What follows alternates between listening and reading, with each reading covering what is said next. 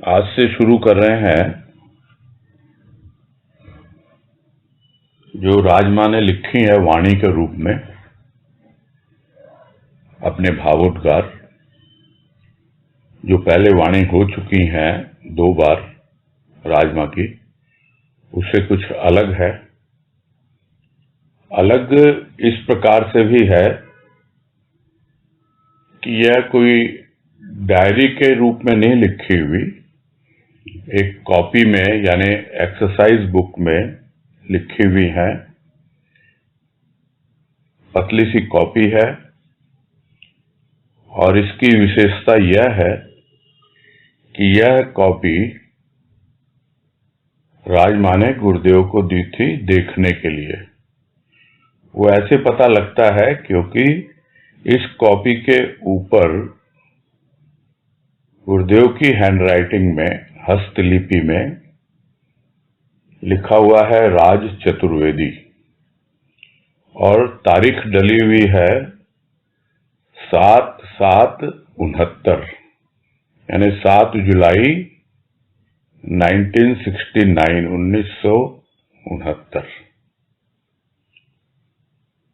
ये उस दिन उनके पास पहुंची होगी, गुरुदेव के पास। ये तारीख उनके हैंडराइटिंग में डली हुई है।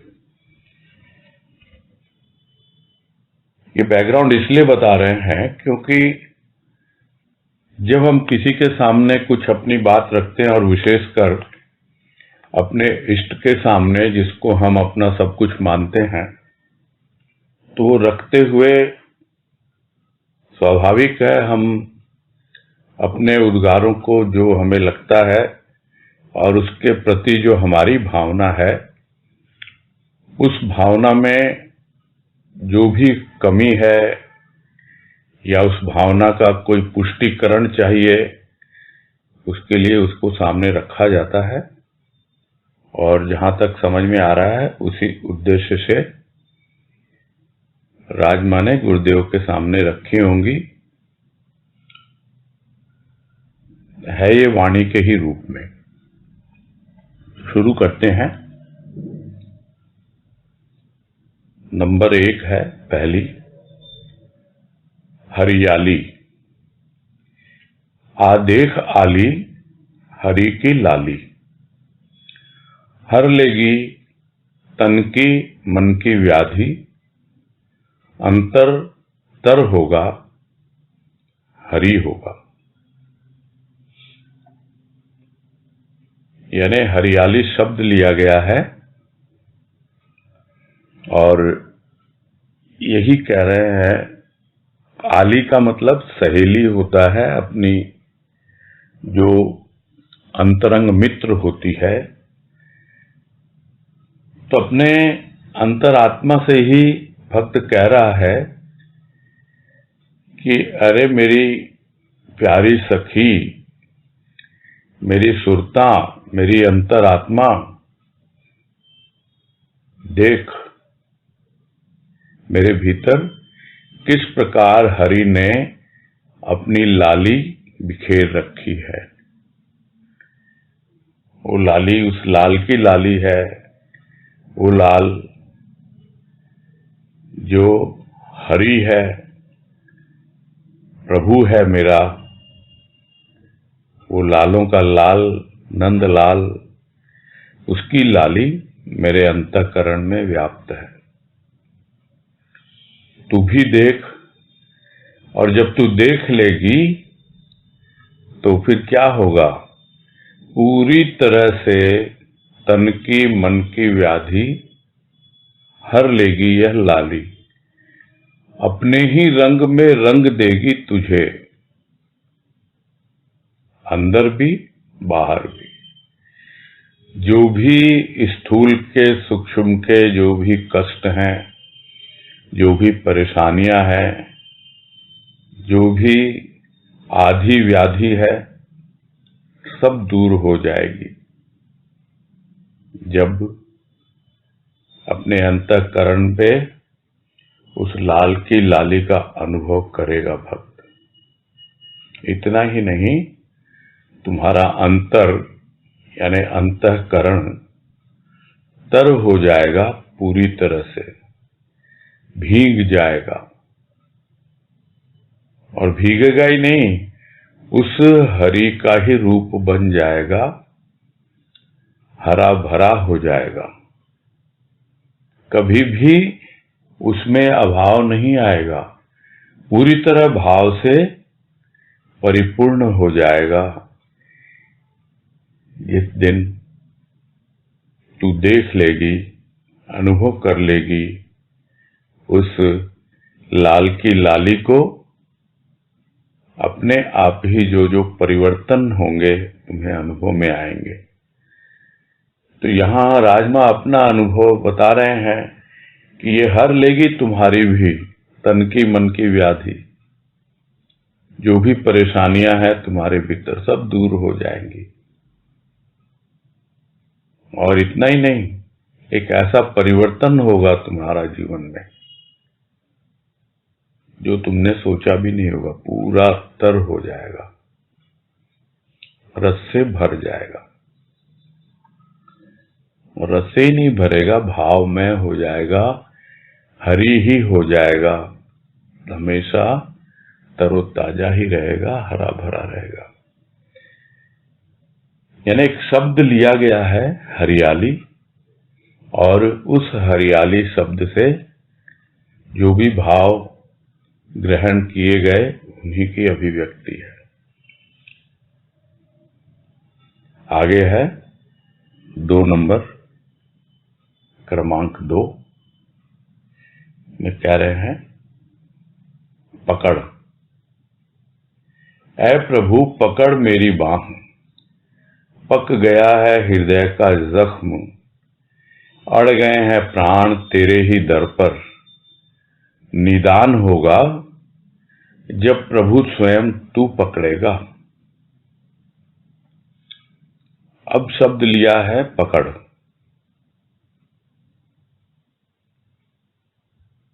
और प्रभु से प्रार्थना है कि ऐ प्रभु तू मेरी बांह पकड़, यानी मुझे थाम। मैं अब लड़खड़ा रही हूं, क्यों? क्योंकि मेरा जो भी जख्म है, जो भी घाव मुझे मिले हैं, अब कहां से मिले हैं, किसने दिए हैं वो जख्म, कहां से आए हैं वो घाव, बाहर से भी भीतर से भी।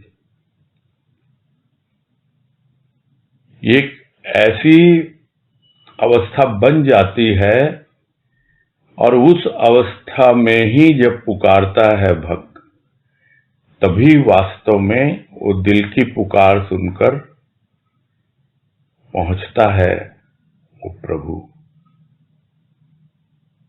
कोई दुख में पुकारता है, कोई परेशानी में पुकारता है, कोई किसी और वजह से, किंतु यहां तो इतने जख्म दिए हैं इन संस्कारों ने, भीतर के भी और बाहर के भी, यानी स्थूल जीवन के भी और सूक्ष्म जीवन के भी। एकदम घायल हो गया है ये हृदय। और इतना ही नहीं है, अब तो तेरे दरवाजे पे आकर टिक गए हैं प्राण, अड़ गए हैं तेरे ही दर पर। अब कहीं इधर उधर जाने वाले नहीं हैं। जिस तरह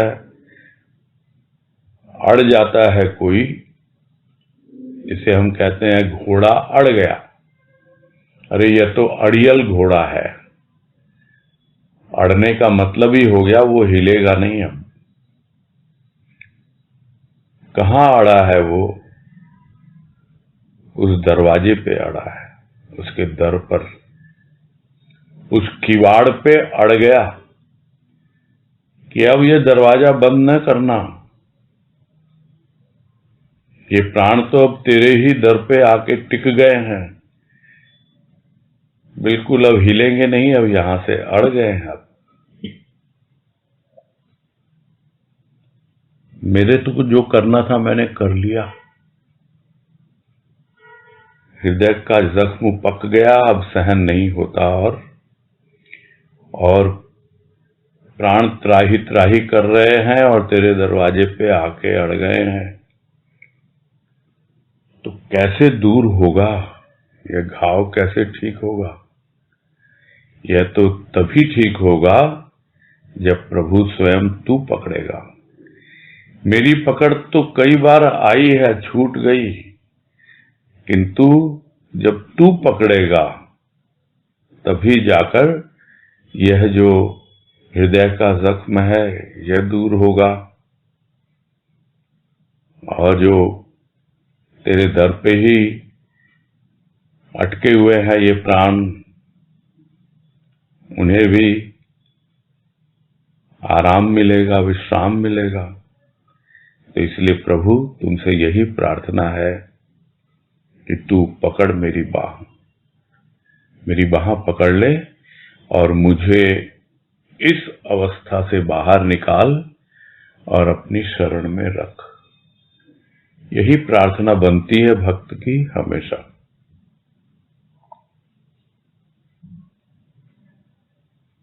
आगे है क्रम संख्या 3। नवजीवन प्राप्ति की आकांक्षा ने आकर्षित किया इष्ट की ओर। जीर्ण शीर्ण पुराने तारों को तोड़ दी प्रभु ने। नवीन तार, नवीन झंकार, नव जीवन, नव उल्लास।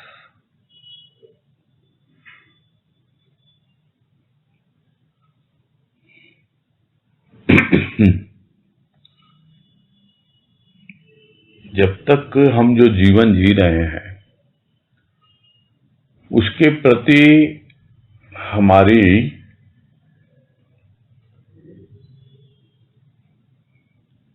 यह आकांक्षा पैदा नहीं होती कि हम इस जीवन से संतुष्ट नहीं हैं।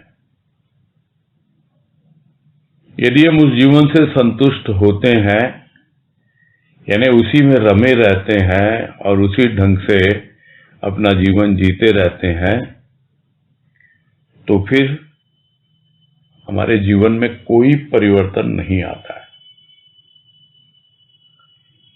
यह तो नवजीवन की प्राप्ति की आकांक्षा पैदा होती है कुछ गिने चुने लोगों में कि यह भी कोई जीवन है। सब कहते हैं संत महापुरुष कि बहुत मुश्किल से यह मानव जीवन मिला है, और ये मानव जीवन मिलकर भी यदि मैं पशुवत जीवन ही व्यतीत कर रहा हूं, उन्हीं सब आहार, निद्रा, भय, मैथुन जो अन्य योनियों में होते हैं उन्हीं में लगा हुआ हूं, तो यह जीवन भी क्या कोई जीवन है?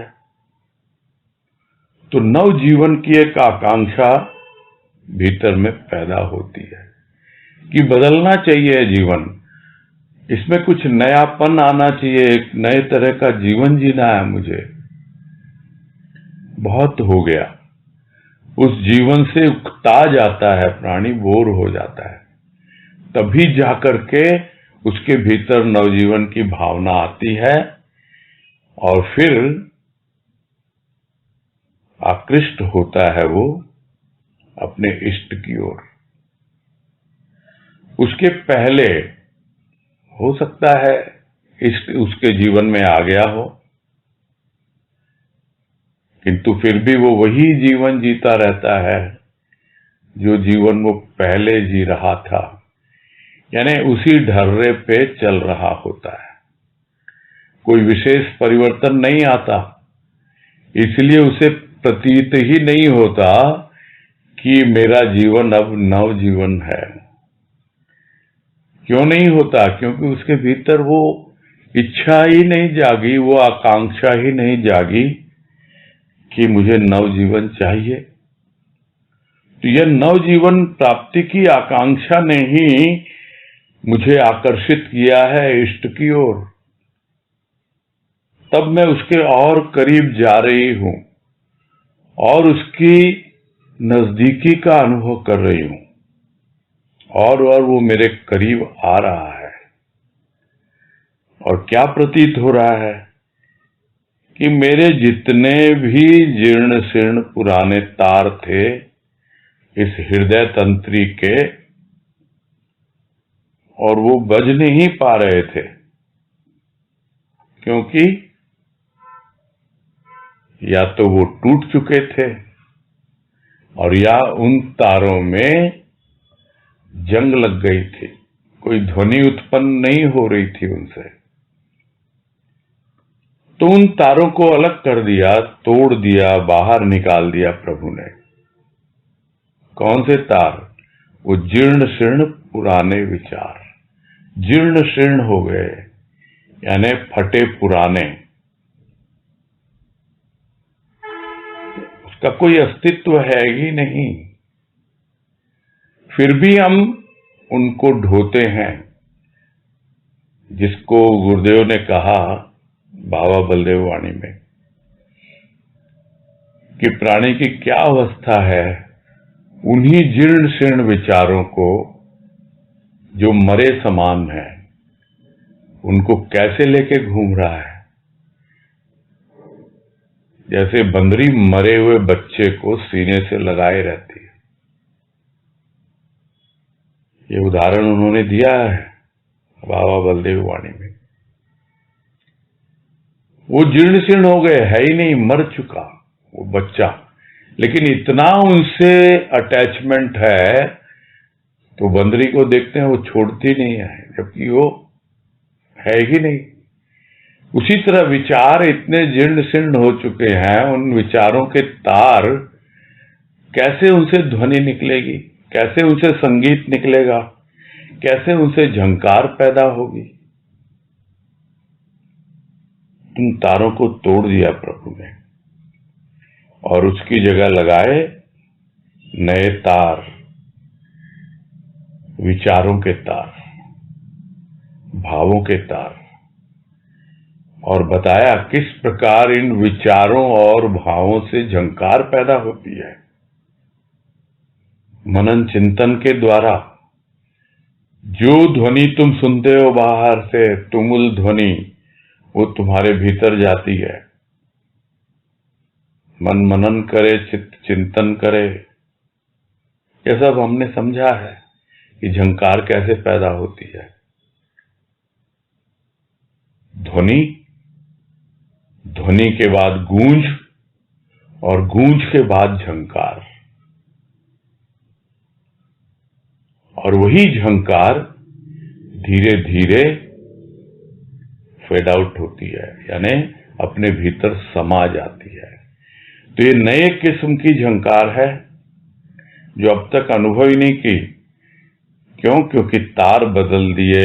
उन तारों को अब स्वयं प्रभु अपने भावों से, अपने विचारों से झंकृत कर रहा है और जीवन बिल्कुल बदल गया। यही है नवजीवन और एक नया उल्लास, उमंग।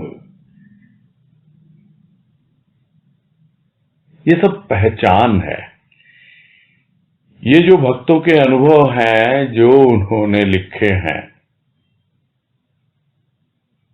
उन अनुभवों को जब हम अपने अनुभव से जोड़कर देखते हैं या एक तुलनात्मक रूप से समझने का प्रयास करते हैं, तब समझ में आता है कि गुरुदेव की कृपा से किसी न किसी रूप में यदि हमारे भीतर नवजीवन प्राप्ति की आकांक्षा रही होगी, तभी आज हम उस नवजीवन की अनुभूति कर रहे होंगे, और नहीं तो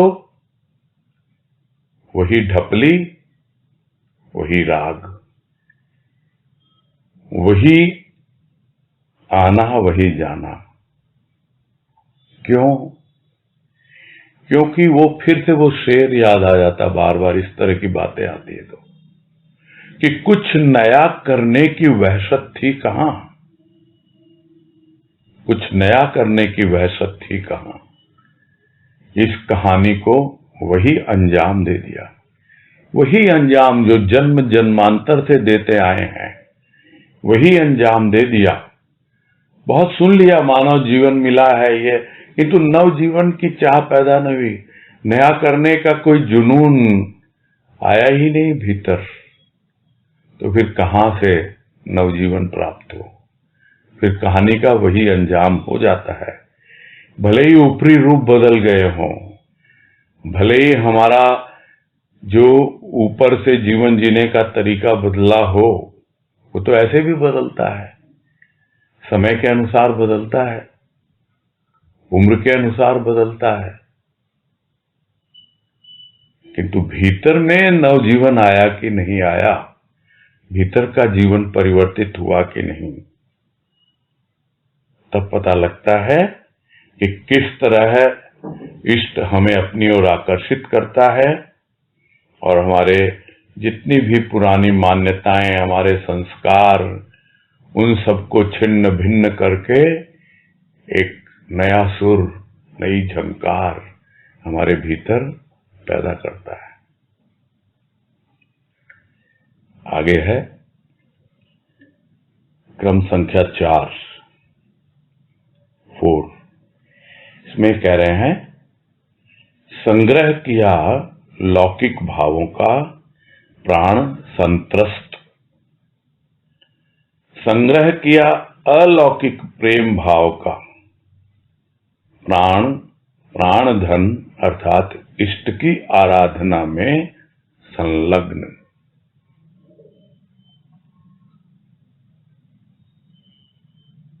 अब क्या संग्रह करते हैं? क्योंकि कुछ न कुछ तो संग्रह होता ही रहता है,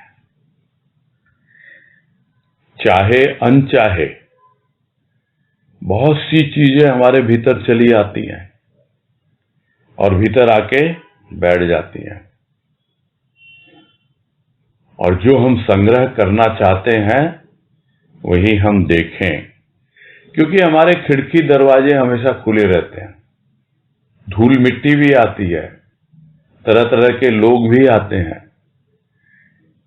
उसी तरह है विचार भी आते हैं, विकार भी आते हैं, सब तरह के आते हैं।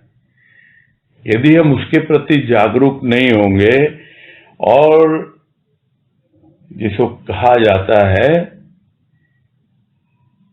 कि पत्थर ही संग्रह करते रहेंगे हीरा समझकर, तो ये लौकिक वहां भाव विचार हैं, दुनियादारी के हैं कि किससे कैसा व्यवहार करना, किसके साथ कैसे उठ बैठ करना, ये जो लौकिक भावों का संग्रह करते हैं, यानी उसको संभाल के रखते हैं। अच्छा, उससे मिले थे, उसने मुझसे ऐसा व्यवहार किया था, उसकी शादी में गए थे, उसने इतना हमने गिफ्ट दिया था तो उन्होंने भी उतना ही देना है। तो ये सब हिसाब किताब भीतर में चलता रहता है। ये विचार हमेशा हमको याद रहते हैं, और जो याद रहते हैं वही हमारा संग्रह है। ये लौकिक भाव विचारों का हमने जब संग्रह किया, वही कारण बता रहे हैं कि ये प्राण जो संत्रस्त है यानी घबराए हुए हैं, डरे हुए हैं। संत्रस्त का मतलब ही यही होता है, एक भयभीत रहते हैं भीतर से प्राण। क्यों रहते हैं? क्योंकि अभी लौकिक भावों का हम संग्रह कर रहे हैं। यह बात समझ में नहीं आती है, कहीं हमसे ये ना हो जाए, कभी किसी ने वो ना कर दिया हो, क्योंकि हमारा कोई आधार ही नहीं होता जो हमें निर्भय बनाए। हम प्रभाव में ही नहीं आते किसी के, उन भावों के प्रभाव में। अगर रहते हैं तो लौकिक भावों के प्रभाव में रहते हैं, और इसीलिए हमेशा अभाव में जीते हैं। और यह अभाव ही है जो भय लेकर आता है, जो हमारे प्राणों को भयभीत करता है, और हम घबराए हुए सारा जीवन कब क्या ना हो जाए, कुछ गलत हो गया तो, कुछ ऐसा हो गया तो इसके पीछे क्या कारण बता रहे हैं कि हम लौकिक यानी इस दुनिया के भौतिक जीवन के जो भी हमारे भाव हैं, विचार हैं, उन्हीं को संग्रह करने में लगे रहते हैं। तो यह एक जीवन था, संग्रह किया यानी अब वो अतीत की बात हो गई। अब क्या, अब भी संग्रह हो रहा है। अब संग्रह किया अलौकिक प्रेम भाव का। जब अलौकिक है ये, यानी इस लोक का नहीं है, तो कौन से लोक का है ये अलग ही लोक है प्रेम और भाव का। यह सूक्ष्म का लोक है, ये भौतिक नहीं है, आध्यात्मिक है, स्थूल नहीं है, सूक्ष्म है। उस लोक में जब पहुंचता है तो उसका जो प्राण धन है, यानी उसका इष्ट, अपने आप उसको अपनी ओर खींचता है और भक्त को अनुभव मिलने लगते हैं कि अब मेरे प्राण उसी की आराधना में, पूजा में, प्रेम और भाव में जीने में लगे हुए हैं। यानी प्राणों को आधार मिल गया। किसका आधार? सर्वप्रथम स्थूल रूप में मिला इष्ट, फिर सूक्ष्म में आए तो इष्ट का भाव मिला, फिर और आगे गए तो अलौकिक प्रेम और भाव, जिसका कभी अनुभव नहीं किया, उस तरह का। अलौकिक का मतलब वो है ही नहीं इस लोक की बात, कभी उसका अनुभव मिला ही नहीं। इस तरह का अनुभव मिलता है तब जाकर वो प्राणों का आधार बनता है और प्राण निर्भय होते हैं उस भाव का संबल पाकर।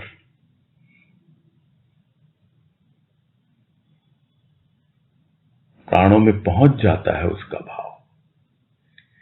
जितना हम उसकी प्रेम और भाव से पूजा करते हैं तो वही हमारी आमदनी है, वही हमारा उपार्जन है, और जो हमारा उपार्जन होगा वही तो हम संग्रह करेंगे। जो पैसे कमाएंगे उसी में से तो बचाएंगे, और उसी को बचाएंगे, वही हमारा संग्रह होता है। तो ये एक ऐसा धन है, प्रेम और भाव का धन, जो हमारा जो प्राण धन है, हमारा इष्ट, उसी की आराधना में फिर हम इस धन को खर्च करते हैं। यह संग्रह करके रखने के लिए नहीं है। अब हमने अर्थ का अर्थ समझ लिया कि अनर्थ क्यों है इस संसार में, जिसको गुरुदेव ने कहा एक वाणी में कि सारे अनर्थ की जड़ यह अर्थ संग्रह है। तो संग्रह किस लिए कर रहे हैं? संग्रह कर रहे हैं खर्च करने के लिए। जिसने हमें दिया है उसी को अर्पित करने के लिए। तो अब संग्रह कर रहे हैं और उसकी पूजा आराधना में उन्हीं भावों को हम खर्च कर रहे हैं, उसी में हम लगा रहे हैं। अगर किसी के पास कोई पूंजी होगी नहीं, कुछ संग्रह ही नहीं किया, तो फिर समय आने पे उसको काम में कैसे लेगा? संग्रह इसीलिए किया जाता है कि समय आने पर हम उसको काम में लें। और जब यह एक सिस्टम में आ जाती है चीजें, यानी जिसको हम कहते हैं अपने आप ही धन आ रहा है और अपने आप ही जहां जहां खर्च होना है हो रहा है, और थोड़ा सा बचा खुचा रह जाता है तो रह जाता है। तो वही है प्रेम और भाव के लिए भी वही है, वही हमारे प्राणों का धन है। प्रेम और भाव वही हमारा इष्ट है। तो इस प्रकार हम समझ सकते हैं कि उसकी पूजा आराधना में जो तीन स्थिति बनती है, प्रथम इष्ट होता है, फिर इष्ट का भाव होता है, और फिर केवल भाव होता है। तभी वो भाव प्राणों में बसता है, प्राण ही उसका आगार बन जाते हैं, यानी उसका स्थान बन जाते हैं रहने के लिए। जो भजन की पंक्ति है, भावों का प्राणों में बसना है कृपा तेरी, तेरे ही भावों में जीना है कृपा तेरी। फिर पूरा जीवन उसका पूजा बन जाता है, आराधना बन जाता है। तो अब आराधना में संलग्न हो गए प्राण। अब प्राणों में कोई भय नहीं, कोई डर नहीं, कोई संत्रस्त नहीं, कोई घबराए हुए नहीं है प्राण। क्यों? क्योंकि प्राण धन से जुड़ गए। आगे है 5 नंबर, ईश्वर कहां? ईश्वर वहीं जहां स्वर एक, प्राणों का, मन का, बुद्धि का, भक्त का, भगवान का। तो जो ईश्वर को खोजने चल रहे हैं या खोजते हैं या पूछते ही हैं, जिज्ञासा है कि कहां है भाई ईश्वर। अब कहने को तो कह देंगे लोग, कहां नहीं है ईश्वर। तो एक कहता है कहां है, एक कहता है कहां नहीं है, तो बात तो बनती नहीं है ना, समझ में आती नहीं है। तो जो अपना अनुभव जिसको होता है वो उसी के अनुसार बताता है कि कहां है ईश्वर। क्योंकि ये दोनों ही एक जनरलाइज स्टेटमेंट होते हैं। कहां है ईश्वर? दूसरा जवाब देगा कहां नहीं है ईश्वर। उससे तो बात बनती नहीं है ना।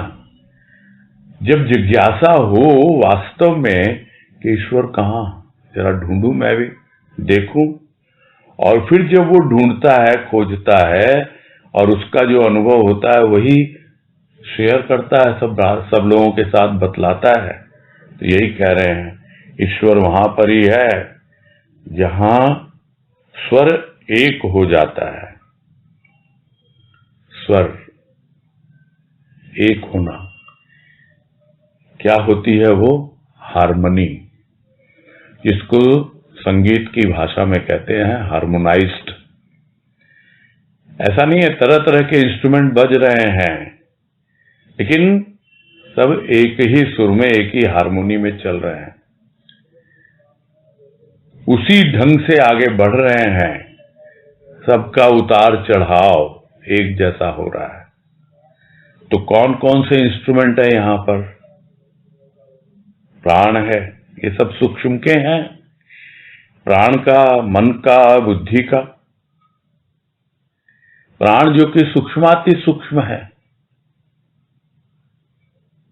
और मन बुद्धि उनका भी अपना धरातल है। तो सब एक सुर में एक ही तरीके से आलाप भरते हैं। आलाप कौन भरेगा? कौन सुर में आएगा? जिसके जीवन से विलाप छूटेगा, यानी रोना धोना छूटेगा। रोते हुए गा नहीं सकता कोई, या तो रो लो या गा लो, वो तो सब अनुभव करते हैं। यहां तक कि भाव की अवस्था में भी जब भजन गाते गाते कुछ भाव ऐसे भीतर से उठते हैं कि हम इन आंखों से आंसुओं को संभालने में मुश्किल हो जाती है हमें, तब भी देखते हैं गला रूंध जाता है, गा नहीं पाते। एक काम होगा, या तो रो लो या गा लो। यह रोना तो भाव में रोना है, दुनियादारी का विलाप है ये। जो दुनियादारी का विलाप, भौतिकता स्थूल का विलाप करते रहते हैं, उनके जीवन से कभी भी आलाप नहीं होता। उनके मन बुद्धि प्राण सब अलग अलग सुर में बात करते हैं। कोई उधर खींचता है, कोई उधर खींचता है, और इसीलिए उनका जीवन बेसुरा रहता है। और बेसुरा रहता है इसलिए वहां पे ईश्वर नहीं है। ढूंढते रहते हैं, पूछते रहते हैं, कहां ईश्वर कहां? अरे बताया जा रहा है, जहां प्राणों का, मन बुद्धि का, सबका एक स्वर हो जाए, यानी उसी एक के लिए स्वर में स्वर मिलाकर आगे बढ़ रहे हैं और जीवन एक संगीत का रूप ले लेता है। तब जाकर भक्त और भगवान का स्वर भी एक होता है। यहां स्वर क्या है? यहां स्वर है जो भी कह रहा है भगवान यानी ईश्वर, वही भक्त अनुभव कर रहा है। दोनों के सोच विचार में, भावों में कोई अंतर नहीं होता है।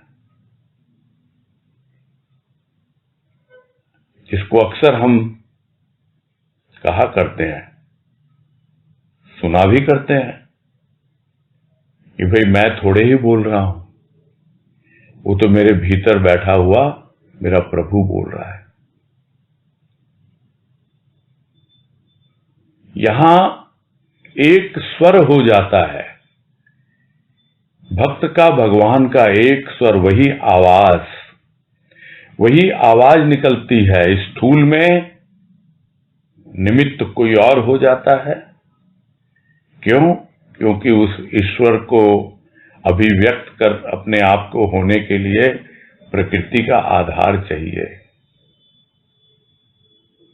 तो वो आधार भक्त मिलता है भगवान को। इसीलिए कहा जाता है भगवान को किसी ने नहीं देखा, भक्तों में भगवान को देखा है। कैसे देखा है? क्योंकि भक्त और भगवान दोनों एक ही सुर में बात करते हैं और भक्त के जितने भी सुर हैं, प्राण के, मन के, बुद्धि के, सारे सुर एकदम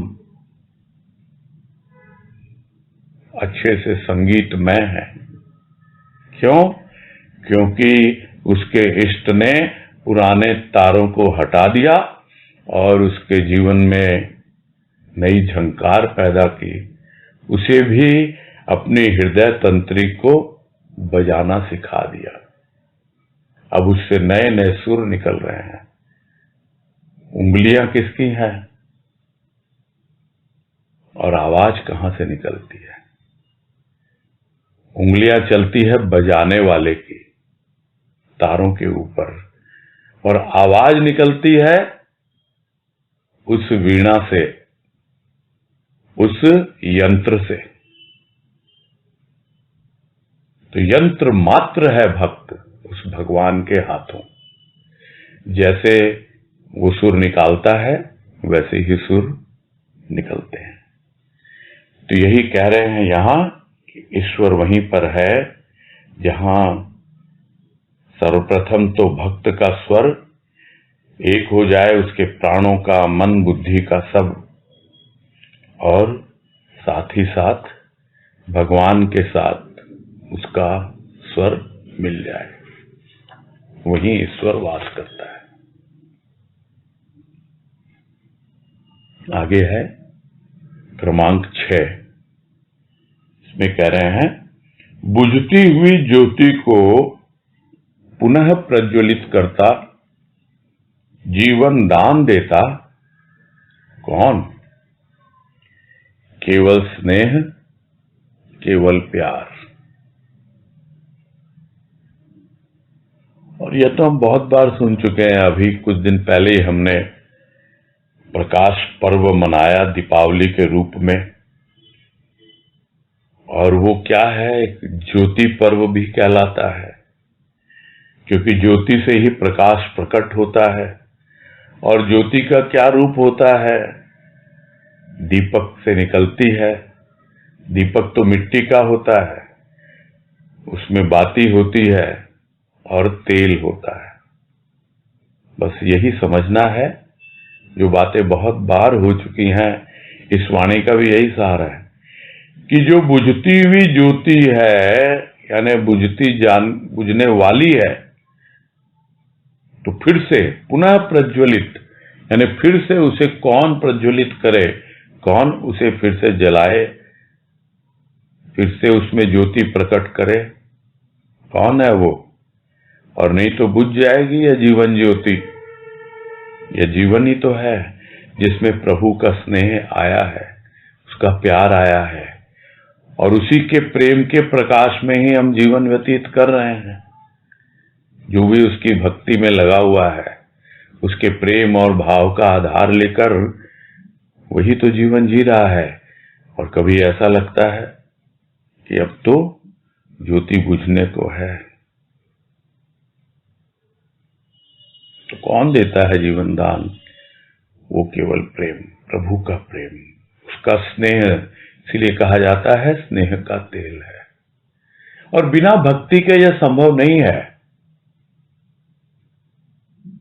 बिना प्रेम के संभव नहीं है।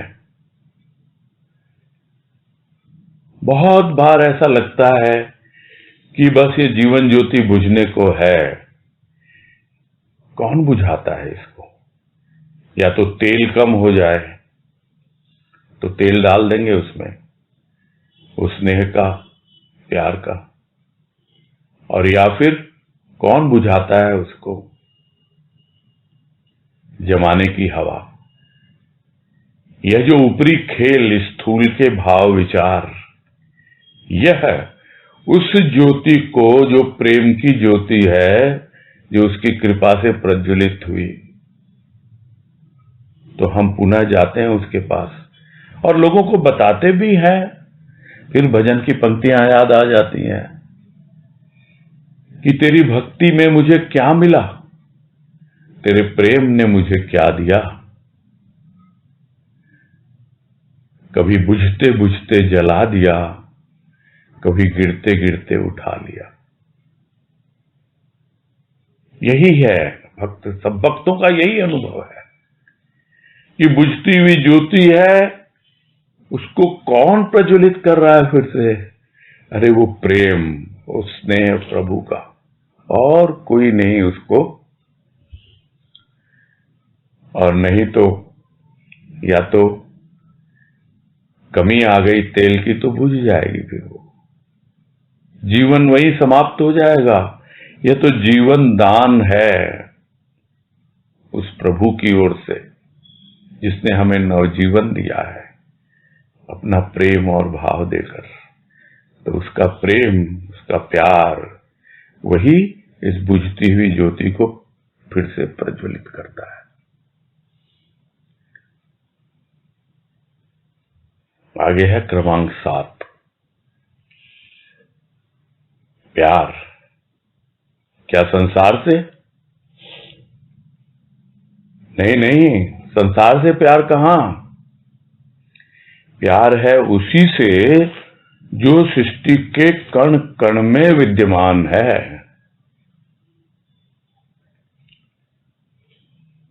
तो ये आंखें तो बहुत पहले ही खुल चुकी है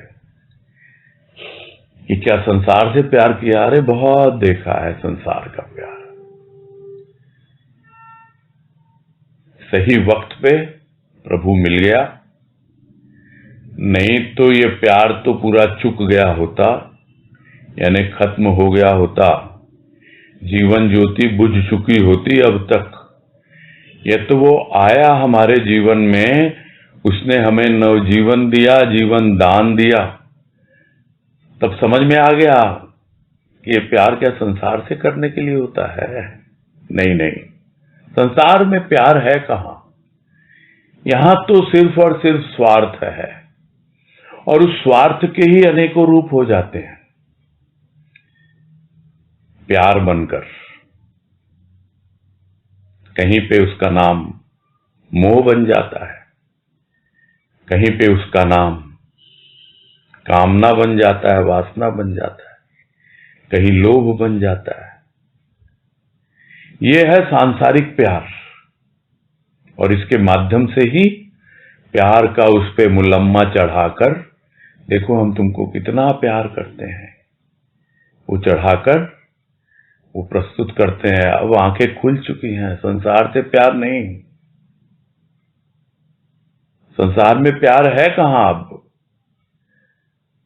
प्यार की एक नई परिभाषा बतलाई है उसने, प्यार का एक नया रूप अनुभव कराया है उसने। और जब उसको देखा, सुना, समझा, तब पता लगा, अरे वो प्यार सिर्फ मेरे भीतर ही नहीं है, वो तो पूरी सृष्टि में व्याप्त है। वो प्यार तो कण कण में विद्यमान है। और मैं यह सोच के बैठा था कि क्या मुझ पर ही विशेष कृपा हुई है कि मुझे प्रभु का प्यार मिला है? नहीं, वो प्यार तो सबके लिए है, सृष्टि के कण कण में विद्यमान है। तो उसी से प्यार करना है, उस प्यार से ही प्यार करना। और वो प्यार आया है मेरे जीवन में मेरे प्रभु के रूप में।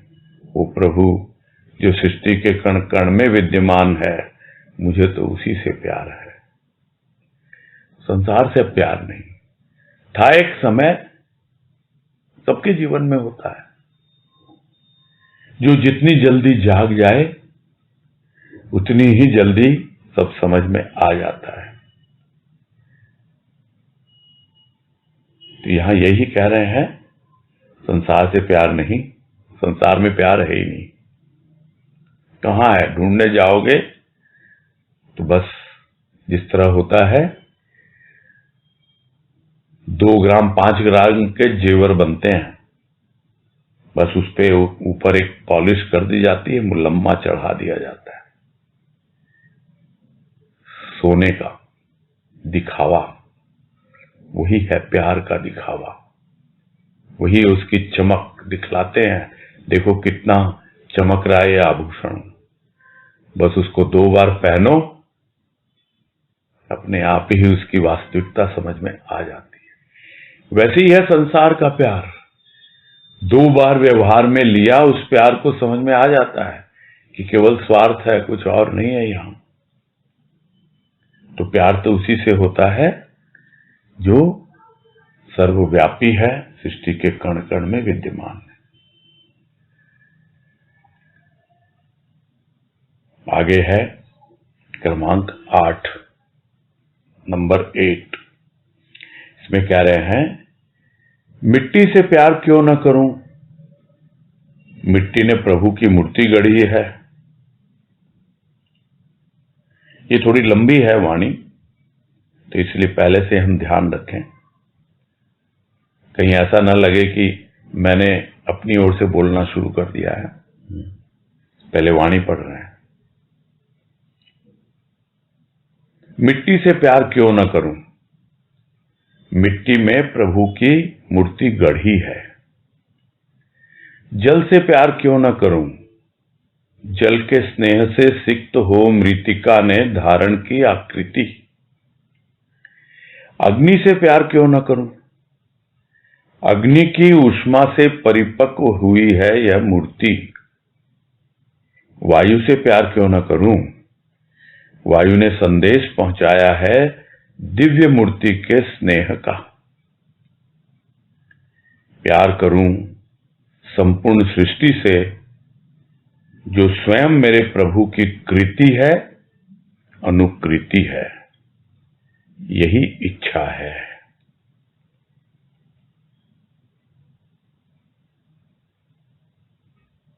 तो यहां 5 तत्वों की बात हो रही है। 5 तत्व में बस आकाश तत्व रह गया, मिट्टी की बात हुई, जल की बात हुई, अग्नि की बात हुई, वायु की बात हुई। और बिना आकाश के वायु कहां प्रवाहित होगी, यह भी एक बात है। तो उसको प्रवाहित होने के लिए भी आकाश चाहिए, खाली स्थान चाहिए। तो आते हैं वाणी पर कि पूरी जो हमारी समष्टि है, यानी सृष्टि का जो एक समष्टि रूप है, एक होता है व्यष्टि, एक होता है समष्टि।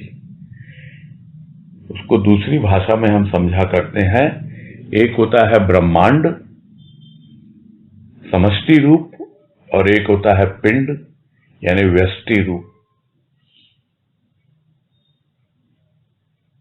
तो यह शरीर बना हुआ है पंच भौतिक 5 तत्वों का। एक एक तत्व की क्या विशेषता है वो अपने लिए तो बाद में समझ में आएगी। सबसे पहले जो हमारे जीवन में एक मूर्ति बनकर आई है, वो मूर्ति कैसे बनी, उस मूर्ति के आधार पर इन पांचों तत्वों को समझने की प्रक्रिया कहें या प्यार करने की दिशा में आगे बढ़ना। कि मिट्टी से प्यार करूं, क्यों ना करूं मिट्टी से प्यार? अरे भाई, इस मिट्टी में ही तो प्रभु की मूर्ति गढ़ी है। यदि मिट्टी होती नहीं तो आधार कैसे मिलता? तो स्थूल का आधार तो चाहिए ही चाहिए शुरू में। यानी मिट्टी पूरी तरह स्थूल है। 5 तत्वों में सबसे स्थूल तत्व है मिट्टी, यानी पृथ्वी, और उसी से गढ़ी गई है ये मूर्ति।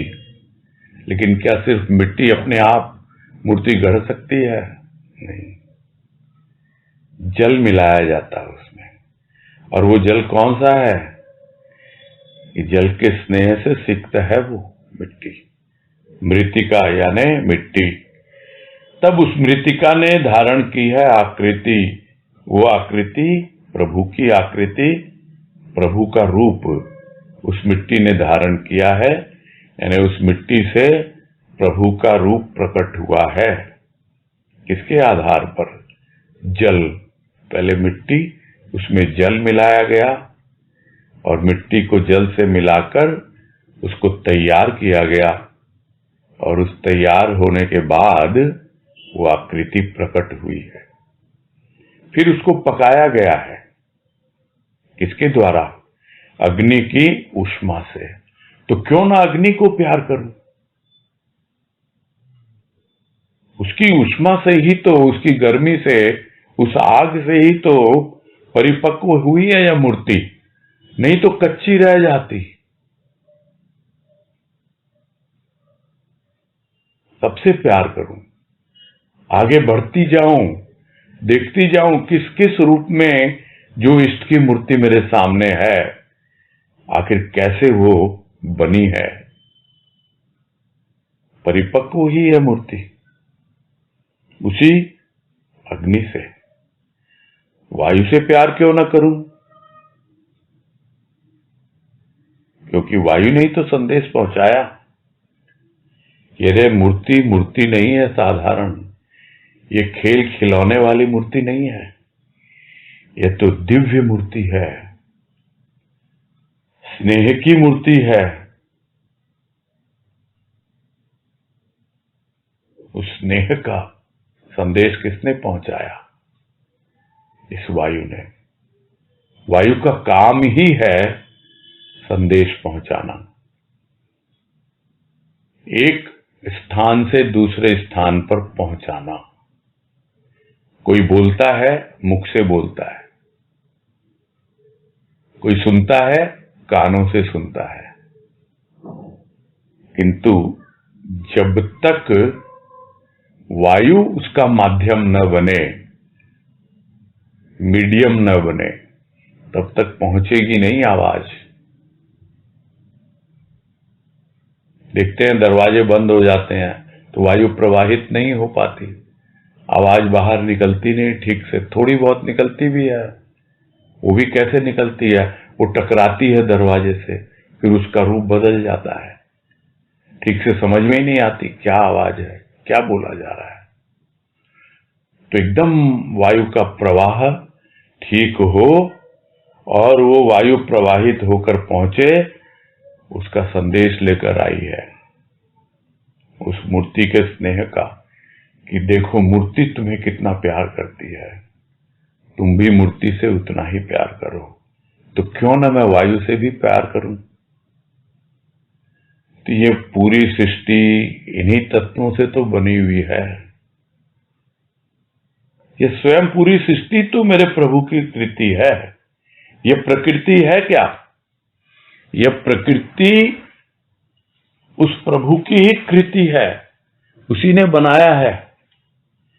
उस कर्ता ने ही इस सृष्टि को बनाया है, इसलिए वो सृष्टि कर्ता कहलाता है। और कर्ता की जो कृति होती है, यानी बनाई हुई होती है, वो प्रकृति है। और वो प्रकृति सिर्फ प्रकृति ही नहीं, उसकी अनुकृति है, यानी उसकी नकल है। अब नकल कहे उसको या बिल्कुल वही की बहू, जिसको कहते हैं हू बहू वही है। जो ब्रह्मांड में वो पिंड में, जो समष्टि में वो व्यष्टि में, वो प्रभु जो सब तत्वों में है, पूरी सृष्टि में है, संपूर्ण सृष्टि है मेरे प्रभु की कृति, और मैं भी उसी की कृति हूं। तो यही इच्छा है कि मैं समझूं, पहचानूं कि मैं भी उसी की अनुकृति हूं। पूरी सृष्टि तो उसकी है, सारे तत्व उसके हैं, तो मैं तो सबसे प्यार करूं। सबसे प्यार करेंगे, एक एक तत्वों को समझकर, उसको अनुभव कर जब प्यार करते हैं तो अपने आप ही सृष्टिकर्ता से भी प्यार हो जाता है। बस यही पूरा करते हैं।